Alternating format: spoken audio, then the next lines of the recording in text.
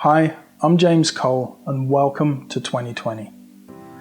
I'd love to say that I hope you all had an amazing and safe Christmas and New Year, but unfortunately I know that some of you didn't. As I'm sure all of you know by now, here in Australia we've been hit pretty hard with bushfires the last few months. And it's affecting everyone in this country on some level. And as always in these circumstances, there are no shortages of ideas, thoughts, and opinions being shouted out as fact. So I want to talk with you today about one area in particular, and that is the importance of really analysing people's language in these times of heightened awareness, so you can learn how to avoid the harmful language of others.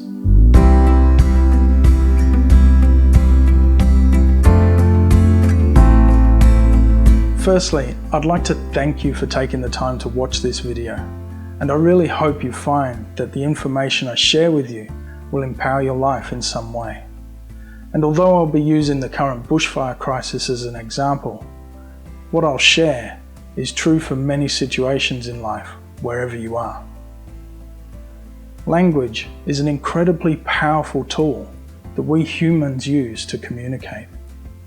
On its simplest level, it is a way for us to easily express our needs and desires to others. And on the other end of the scale, language can be used to manipulate, coerce, and control people. What's worse is that we are all susceptible. Even those of you sitting there thinking, you couldn't possibly manipulate me. Most of the time, when we are conversing with people, we have a little function in the brain that can detect the things that aren't good for us and reject them. This is known as the critical factor, or more commonly as the gatekeeper. Its job is to analyze every bit of information entering the brain and rejecting everything that is trying to harm us. Most of the time, it does a great job. If someone tells you to go and play on the highway, your gatekeeper will kick in and knows that this is a bad idea. And you'll probably say something like, "Nice try, dickhead." My job as a hypnotist is to divert the attention of this gatekeeper away from its primary job, so that I can then plant suggestions directly into the unconscious mind of my client. This is how I would help someone like you to change habits and beliefs and do things differently in life. If everyone is aware of what's going on, and in agreement with this up front, it's a safe and ecologically sound process where everyone benefits. However, these same techniques can also be used to sneak things in that aren't necessarily in your best interest. Like when you see a TV ad for a chocolate bar, and the delicious, melty chocolate oozes onto the screen with some sensual music, while the chocolate you love so much forms and takes shape right before your eyes in all its chocolatey glory. How many of you now want to eat some chocolate, I wonder? The ad is on a screen, something that has your fixated attention, which is essentially a trance-like state. It is in these states that the gatekeeper is most distracted, and suggestions can slip on by unnoticed. The chocolate bar and the emotive responses the ad creates go straight into your unconscious mind, and before you know it, you have a chocolate craving. So how does all of this relate to the bushfires and what's going on? Well, it is circumstances like this that can put us in extreme stress, heightened awareness, states of shock, extreme emotion, and other alternative states of consciousness. And when we're in these states, our gatekeeper has its attention on all that's going on around us to keep us safe from any immediate danger. It simply doesn't have the time or the energy to focus on the things people are saying.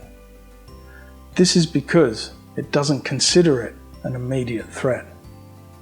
After all, I don't think anyone ever dropped dead simply from words being spoken to them. However, people like to share their ideas, and many don't understand the importance of the language they're using and how it can affect others. I've heard and seen a lot of people talking about ideas around post-traumatic stress, trauma, depression, anxiety, and on and on. Now, I want to be very clear with this. I'm not suggesting that anyone is out there intentionally saying stuff to harm or manipulate people. At least I hope there isn't. I believe it is simply coming from a lack of understanding. From those who have suffered from events in their own past, to those who know someone who had a particular experience, and even the professionals in medical and mental health fields, all like to share what they believe will, won't, and has happened to the people that have been affected. They will get this diagnosis. They will have these symptoms. You won't get over it for a long time. This has destroyed your life. The problem is that when statements like these are made, especially by those in a perceived position of authority, when our gatekeeper is down, these can act in the very same way as a powerful hypnotic suggestion, going straight into the unconscious mind where it can brew and potentially create those very symptoms that have been suggested. Not only that, the media companies such as those who create the news and current affair programs love to focus on fear and drama as it makes their stories more emotive and therefore holds the viewer's attention better. And they use a lot of specific language in the form of emotionally loaded words to make this happen. The effect this can have on people is to drive them even deeper into their fear responses, increasing stress and heightened states of emotion, the perfect conditions for any suggestions to glide straight on into the unconscious mind. The news actually uses this technique all the time. Build fear and then sell a solution or a comforter in the ad breaks. I wish I could make everyone on the planet aware of the subtle effects that language can have on people, so that we all spoke with greater awareness, intention, and purpose. Unfortunately, it's just not realistic right now. I am working on a satellite array that can beam this straight into the minds of everyone, but without your immediate donations, it will never happen. So the ways to defend ourselves against this is up to each of us that knows about it, and that now includes you. Having an awareness that this is actually something that exists and happens is a great starting point. We can then take the time to actually analyze what people are saying. And when we do this, we can then consciously make the decision to accept or reject whatever is being said or presented to us. We can share this knowledge with others. The more people that know about it, the more of us there will be to actually communicate with intention and purpose. And with that in mind, this may be the perfectly manipulative time to ask you to hit that like button and subscribe buttons and share this video with everyone you know. Hell, share it with everyone you don't know too. Thank you. But possibly the most important thing each of us can do is to correct our own language, especially the inner dialogue. This has an amazing effect of amplifying our own abilities to recognize the language of others. Simple language changes can have an amazing ripple-on effect. Here are a few examples. If instead of using the term bushfire victims, we use bushfire survivors, it almost has an empowering quality to it, don't you think? It's uplifting rather than containing all of the negative connotations that are associated with the word victim.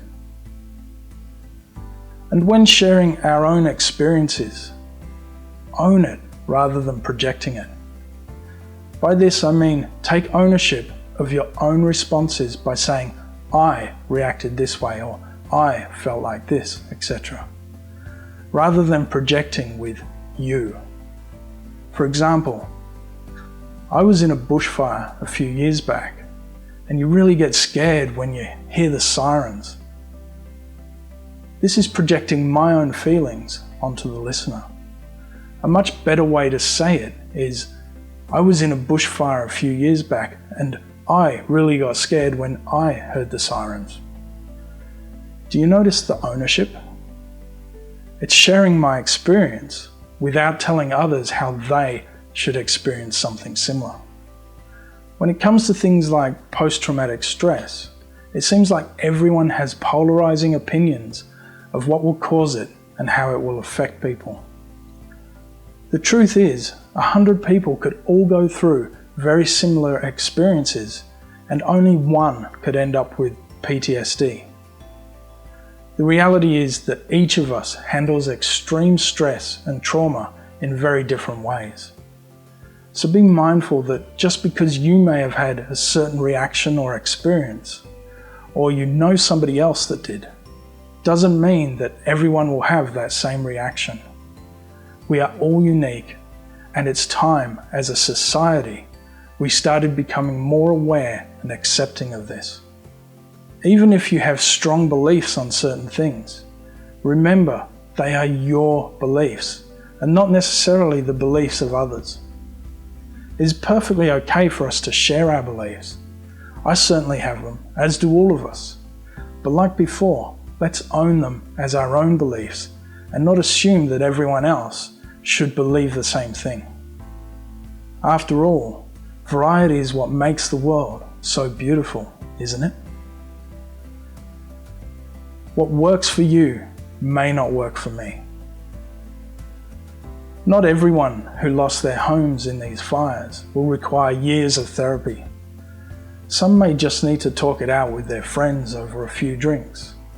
Some may want to seek out alternative therapies that make no sense to anyone but them, while others may need to stand in the rubble and cry for as long as it takes. And all of these are perfectly okay. It is even okay to get angry and feel what people like to call negative emotions. Just be mindful not to allow these feelings to hurt others.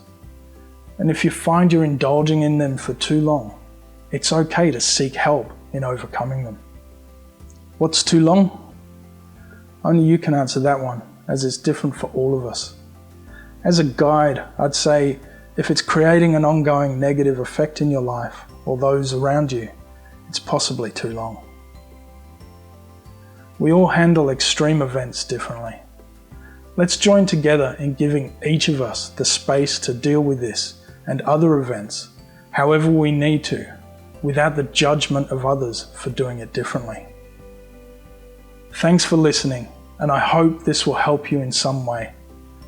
I'd really love to start a conversation about language in the comments, so please share any examples of what you think is questionable language and how you could say it in a more empowering way. If you got something from this video, please like, share, subscribe, and hit the little bell icon to make sure you get notified of my future videos. Have a beautiful day and stay powerful.